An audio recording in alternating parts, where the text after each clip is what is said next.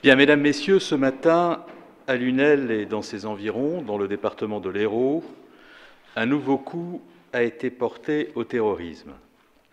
Des policiers de la Direction générale de la sécurité intérieure et de la Direction centrale de la police judiciaire, agissant sur commission rogatoire de magistrats du pôle antiterroriste de Paris, ont procédé à 5 interpellations ainsi qu'à plusieurs perquisitions. Les individus arrêtés, âgés de 26 à 44 ans et actuellement en garde à vue, sont suspectés de participation active à une filière djihadiste dont les membres ont été recrutés et endoctrinés et ont également recruté et endoctriné plusieurs jeunes Français originaires de Lunel. Je rappelle en effet que depuis un an, plus de 10 d'entre eux ont quitté Lunel pour la Syrie, où ils ont rejoint les rangs de l'organisation terroriste Daesh. Parmi eux, plusieurs ont trouvé la mort en Syrie ou en Irak. Au total, ce sont 73 de nos ressortissants qui sont ainsi décédés.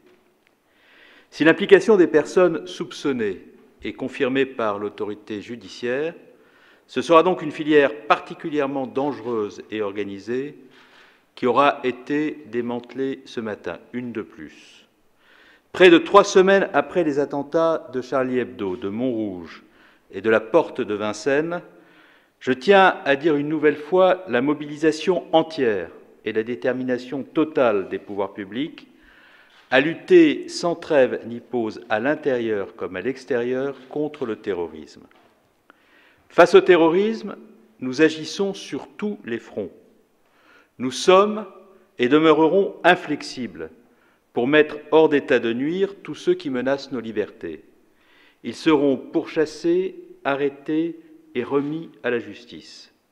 L'essentiel des dispositions introduites par la loi du 13 novembre 2014 est déjà en vigueur. J'ai donné à mes services des consignes pour qu'elles soient appliquées avec la plus grande fermeté. La mesure d'interdiction administrative du territoire est entrée en application depuis 15 jours.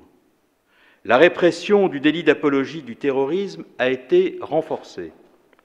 Les mesures annoncées par le Premier ministre la semaine dernière vont encore renforcer considérablement les moyens déployés, notamment au profit de nos services de renseignement. Aujourd'hui, je veux le rappeler, 161 procédures judiciaires sont ouvertes concernant 547 individus impliqués dans des filières djihadistes. Parmi eux, 154 ont été interpellés, 90 ont été mis en examen et 75 ont été écroués. Les services de la police et de la justice travaillent dans la lutte contre le terrorisme main dans la main. Le combat contre le terrorisme passe aussi par l'union des démocraties. Après-demain, jeudi, je me rendrai à Riga, en Lettonie, pour faire adopter par tous les ministres de l'Intérieur de l'Union européenne les propositions que la France a formulées à un certain nombre de ses partenaires et qu'ils ont approuvées lors du sommet réuni ici même, place Beauvau, le 11 janvier dernier, juste avant la marche républicaine qui a rassemblé des millions de Français dans les rues de Paris et dans tout le pays. Parmi les mesures qui seront examinées à Riga figure notamment la nécessité d'avancer rapidement vers un PNR européen, système de partage des données des passagers aériens, afin de mieux repérer et détecter les mouvements djihadistes à l'échelle de l'Union. Je me rendrai également le 4 février prochain devant la commission Libé du Parlement européen pour convaincre ses membres de la nécessité de cette mesure et afin aussi de discuter avec eux des modalités pour parvenir à un accord. Par ailleurs, pour lutter contre la propagande terroriste sur Internet et les réseaux sociaux, je me rendrai dans les semaines qui viennent aux États-Unis pour y rencontrer mes homologues américains ainsi que les grands opérateurs du net comme Google, Facebook, Twitter, Microsoft, et les inciter vivement à rejoindre notre combat.